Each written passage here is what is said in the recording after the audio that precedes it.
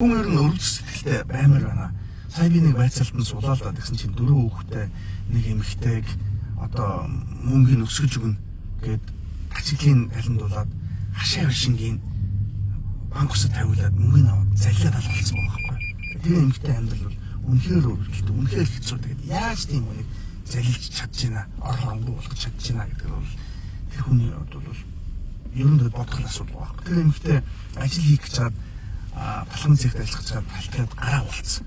Гараа үзүүлж явж чад халтгаад хөлөө хуулцсан. Тэгээ ээжигээ ирэх гэж явж чад том охин нь машин буруулсан. Тэгээ хоногийн хоолгүй тийм амьдралтай байгаа байхгүй. Тэгэхээр би эндээс юу гэж хэлсэн гэхээр хүн бол халаас хоосон байх нь бол тийм амар зүйл биш. Гагцгүй сэтгэл зүг хоосон байна гэдэг бол хамгийн аимшигтай зүйл л гэж би хэлэх гээд байгаа байхгүй. Тэр залуу яалаа гэж тэр одоо хоногийн хоолоо арай ядан олцоо тэр гэр бүлийг хоронгоо болгож гудамжинд гаргаж яана те. Тэнд ямар сэтгэл байхгүй байхгүй.